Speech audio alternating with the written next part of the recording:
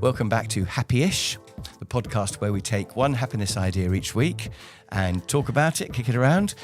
My name's Chris. This is my wife, Sally. Hi.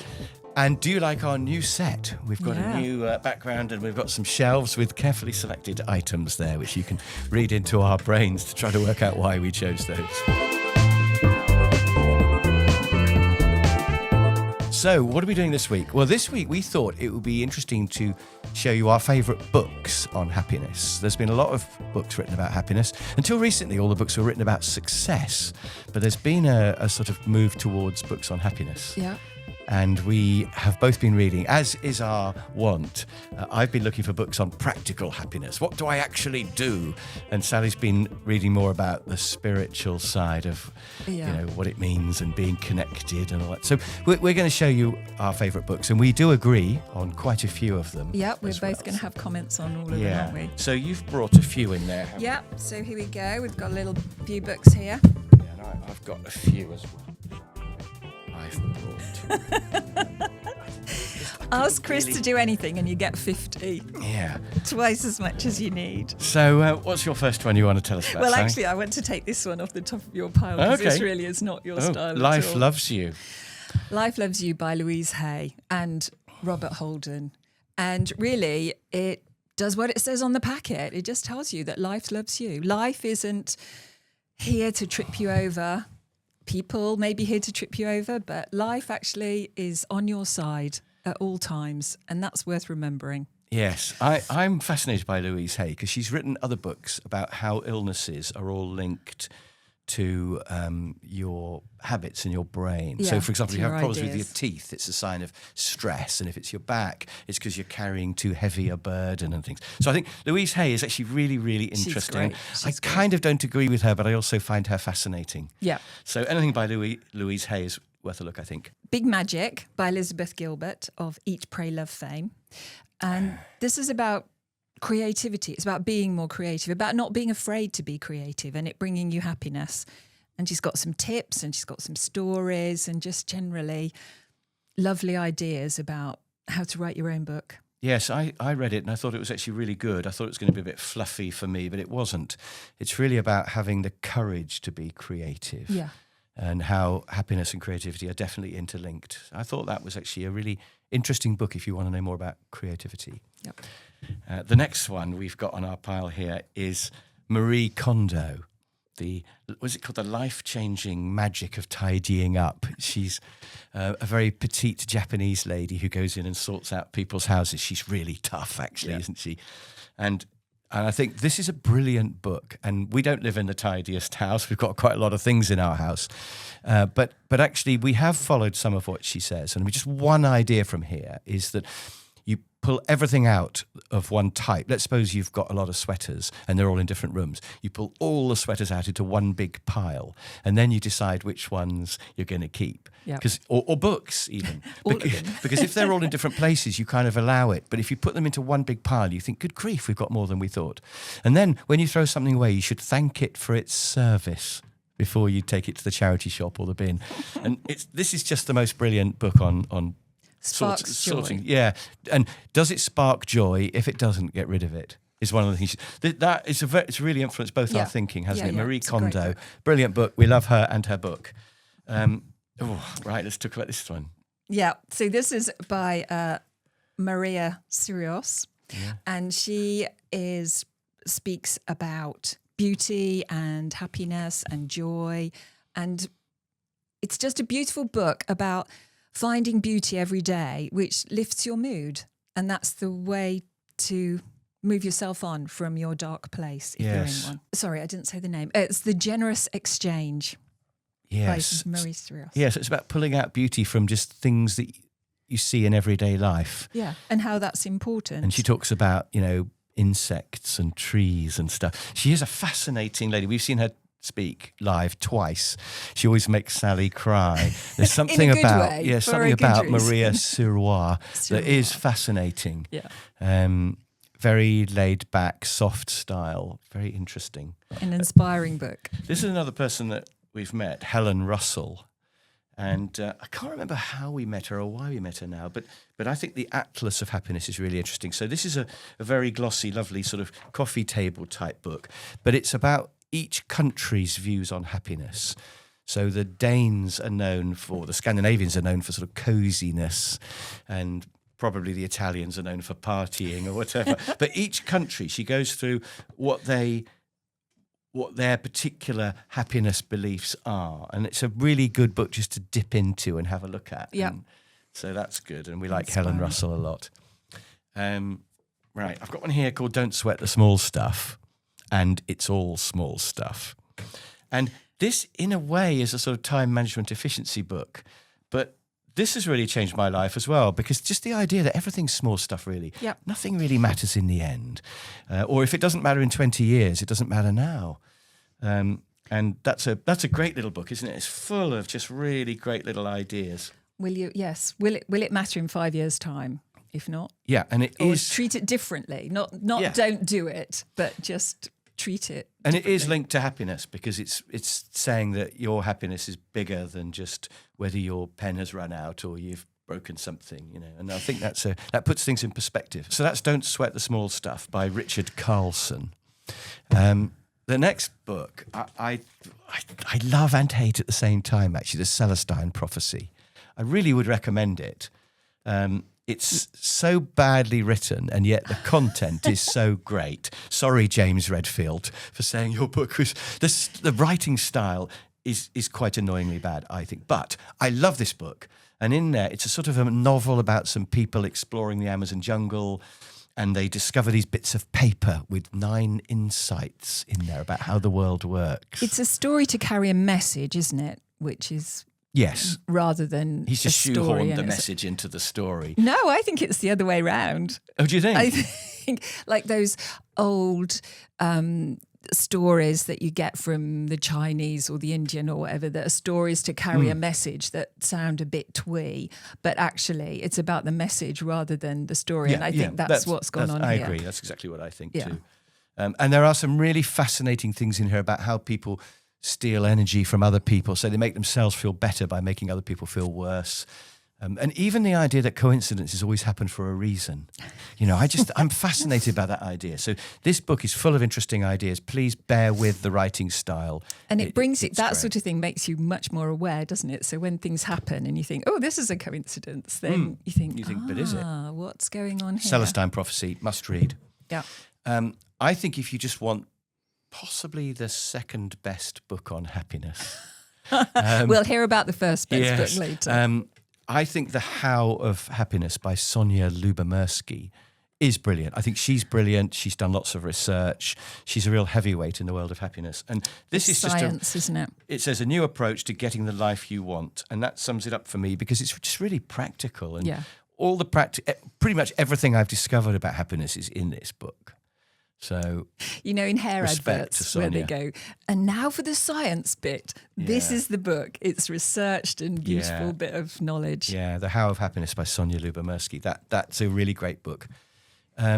Another book, this was maybe the book that started us on this whole happiness journey, the happiness project. Yeah, Gretchen Rubin. She's a legend. We love Gretchen. I really want to meet Gretchen Rubin. Shout out. Gretchen, if you're watching this, we're in New York next week and I want to see you. Because she's really interesting and really fun and really good. And what she did with this book was she decided to try out 2 happiness techniques every month for a year. So she tried, for example, meditation and didn't like it, interestingly. You like meditation, don't you? Yeah, but she did all sorts of things, like getting small jobs done and relationships and in fact, small things. The subtitle, it says, Why I Spent a Year Trying to Sing in the Morning, Clean My Closets, or Marie Kondo, Fight Right, Read Aristotle and Generally Have More Fun. I know, she's a big reader.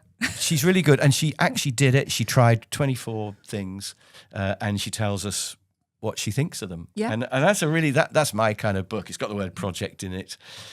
So Gretchen Rubin, I think that's got to be on our list, hasn't it? Yeah, she was a lawyer, and I heard her interviewed recently, and she was saying how she likes to boil everything down to actually be something practical that you can do.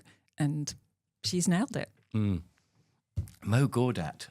There's another guy we've met, and he's another he's awesome person. He's a lovely man, as well as incredibly bright and high-powered. He's actually moved on from happiness to talking about AI, writing about AI now, because he thinks that's the biggest thing that's going on. But that's his background, isn't it? He's techie. Yeah, he's come from, was it Google? He was Google, yeah. X, I think. But this is his Solve for Happy, where he comes out with a happiness equation.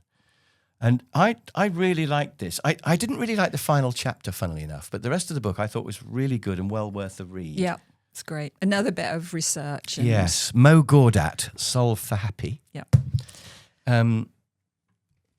This is just a really odd little book, Harold Kushner, and it's Why Bad Things Happen to Good People. And I wanted to have this on the pile because it's not about happiness, it's about sadness and being miserable. But I just think this book has also completely changed the way I see things, because he talks about the fact that life is random. And sometimes you think, why could such a terrible thing have happened to such a good person? And he says, you're not being punished for some reason. It's just random. And he explores all the reasons why really awful things happen. And I think it's helped me get through things, and it's helped me help other people to get through things. And that's a really good book for anybody who's struggling with anything. Yeah, would you it's say? not personal. It happens to everybody. Life loves you. Yeah. Back to the beginning. So it's When Bad Things Happen to Good People by Harold Kushner. Yeah. Oh, now we come to an epic. This is probably your favourite book. Look at all the notes on this. Feel the Fear and Do It Anyway. Do you want to say something about that? And why do you love that so much, Sally? Well, because it's just really practical. And I read it such a long time ago. And it's basic messages that everybody feels fear. And so it comes with the territory, and just push through it and do it anyway. Yes. And there's also an idea in here that there's no such thing as a wrong decision. There's just decisions. So you make a decision, maybe it goes wrong, maybe it goes right, but you don't know what would have happened if you'd done the other thing. And so go with that. Feel the Fear and Do It Anyway by Susan Jeffers. Yeah, I'd like to say that I read this again recently and was really impressed by it a second time. There's lots I'd forgotten. There's lots about personal goals and where your life's going in there as well, which I'd forgotten. I thought it was all about courage. But I think, as you said, the best thing about this is to say that if you're frightened of something, it doesn't mean you're a coward. And in fact, the people who are not frightened are not brave. So I went rock climbing with some friends, and I was absolutely terrified, but I did it. And they just strolled it. It was quite an easy rock face for them, and they weren't frightened at all. And at first I thought they were really brave, but I decided actually I was the brave one doing it because it was terrifying. They weren't brave because to them it was easy. So it's perfectly fine to be frightened of things. And I think Feel the Fear and Do It Anyway is just such a brilliant book. Yeah, I thought it might be dated because I don't know, it was written, but I read it in the 80s, but it's not, it's great. It's almost as good as The Inner Game of Tennis, which is another book that both of us absolutely love. Yeah. Which is actually, it's not really about tennis. Some of it is, a little bit of it. Oh, it is. Yeah, it's a lot of, But it's about not letting your conscious, yucky voice mess with your subconscious, so you miss the shot because you're worrying about whether you're going to lose the game. But of course, that goes through life as well, doesn't it? And it's a lot about focus as well. You know, focus on the seam of the ball so that you can see it properly. And also, the big thing I learned from this that I'm always going on about really is that there's no point in trying to compete with other people. That won't make you happy. And it is about happiness. Yeah. And also, there's no point in trying to master something like tennis because you never will master it. That will also make you unhappy. Yeah. The thing is just to enjoy the game and enjoy the few shots that do go in and just focus on the good stuff. And I think that's a really good... He's also written The Inner Game of Golf and The Inner Game of Work, which I've read and is interesting. Oh, okay. And he's done The Inner Game of Archery. Yeah, I mean, I don't know about that. But there's obviously lots of good stuff that's not to do with archery and that. Yeah. But The Inner Game of Tennis was his first one, I think, by Tim Galway. You almost don't need to know the author because just go to Amazon and put in The Inner Game of Tennis. You'll find it secondhand for 1p. Why would you not get that? Talking about books you can get secondhand for 1p. The best happiness book of all, of course, is The Big Book of Happiness by me. And well, you've got to mention your own book, haven't you? And I've just collected all my favourite stuff from everywhere and put it in a book. So I'll plug that. But that's on Amazon, Big Book of Happiness. Yep. I was talking to some friends about possible titles. And one suggestion was how wide is your smile? How loud is your laugh? But we decided against that. And we thought about harvesting happiness. And we went through. And in the end, I just thought, it's a big book of happiness. I'm going to call it the Big Book of Happiness.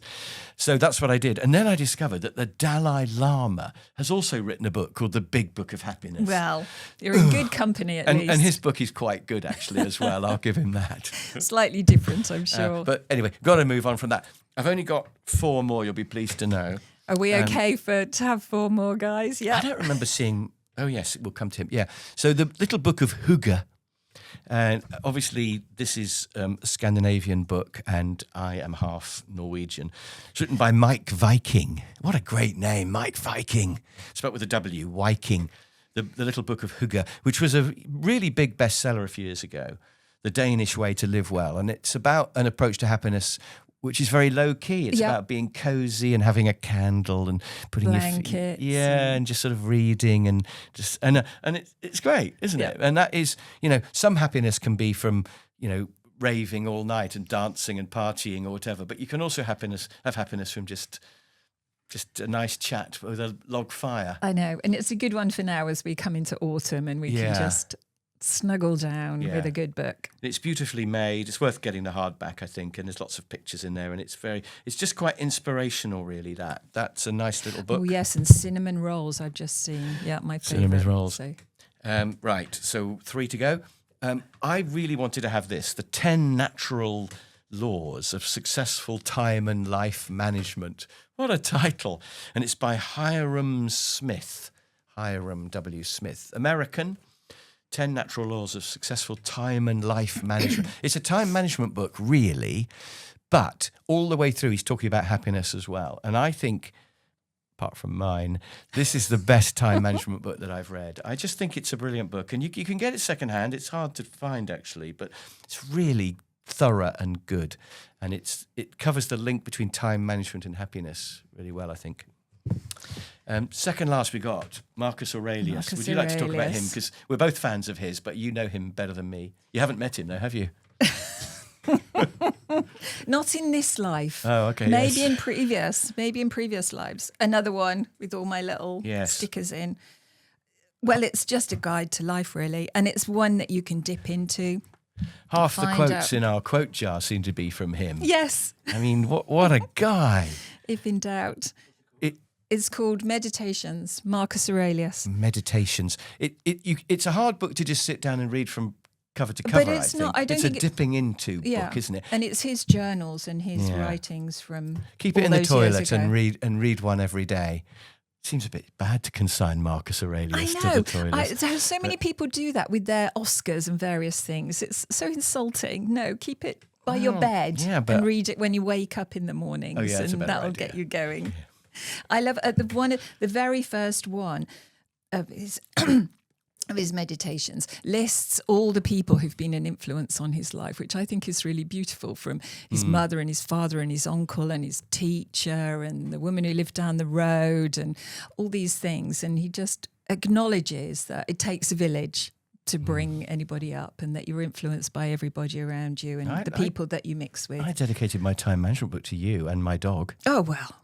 Or was it just the dog? Was it the other way around? It was my dog and my mum. I'm sorry.